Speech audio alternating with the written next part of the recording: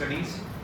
On behalf of JNU, I express my gratitude to our speakers, Professor P.K. Datta, Professor Gurpreet Mahajan, and Dr. Raheel will be joining us very soon. And I also express my gratitude to the audiences for being here. Let me begin with a reflection from Nancy Fraser, written in an obituary essay in London Review of Books.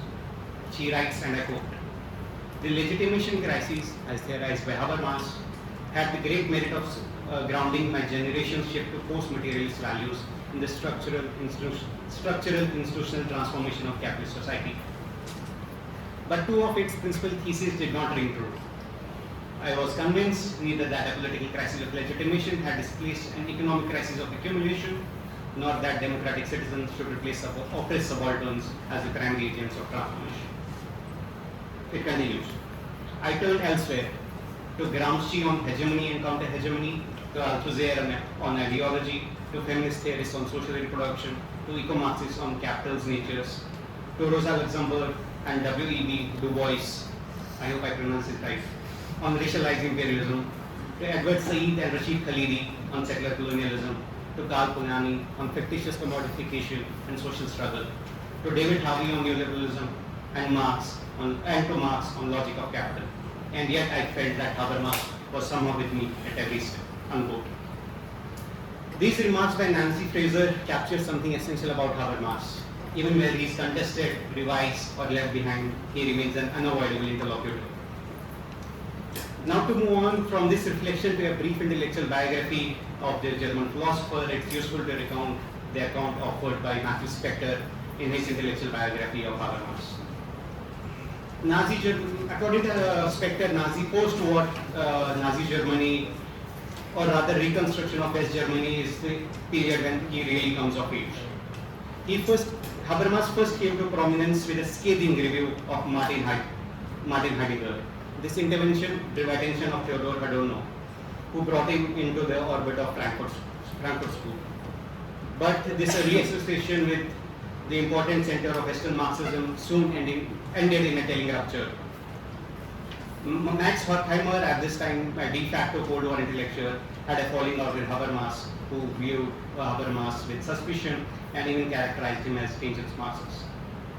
This judgment by Horkheimer points out to Habermas' early radicalism within the context of post-war West Germany. Habermas was critical of conservative political regime that was being consolidated under Chancellor Adenauer. He challenged the limits of West Germany's democracy, particularly its reluctance to fully confront the legacy of fascism and its tendency to depoliticize forms of life. At the same time, Habermas maintained close intellectual and political ties within the left wing of SPD, the Social Democratic Party of Germany. This project of Habermas's was not merely oppositional, it was reconstructive, determined to articulate a way of relating the fundamental question of democratic legitimacy and the rational public discourse to the evolving structures of capitalist society. And this ambition finds its first articulation in the structural transformation of the public sphere, which is widely taught across our classrooms. Here, Habermas offers a historical sociological account of emergence of bourgeois public sphere in the early modern Europe, a domain in which private individuals assembled as public, engaging in the rational critical debate over matters of common concern. Anchored in institutions such as press, salons, and coffee houses, this sphere was premised on ideals of accessibility, reasoned argument, and bracketing of status. But the major force of argument, in my opinion, lies in the analysis of transformation of public sphere. Habermas argues, as capitalism develops, the conditions that sustain public sphere begin to erode. The rise of large-scale corporations, the consolidation of mass media, the proliferation of tabloids and sensational journalism, and what we might today recognize as misinformation and fake news, alongside the increasing intervention of the state, lead to what Habermas famously described as re-feudalization of public sphere. The challenge then is to ask whether this re-feudalized public sphere might be reinvented. For Habermas, these possibilities lie in reconstructing the conditions under which public communication can once again be oriented towards critique rather than status quo. This means rethinking the institutional and normative foundations of public sphere, which include expanding inclusivity, securing conditions of participation, and insulating communicative processes from undulations of market as well as imperatives of the nation state.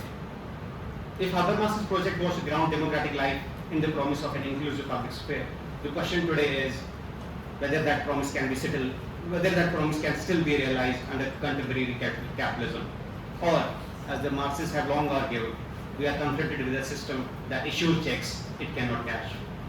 It is with this question that I'll stop, and I'll ask Maha, who is a master's student at CPS. She'll formally introduce our speakers and outline the format of the session. Thank you.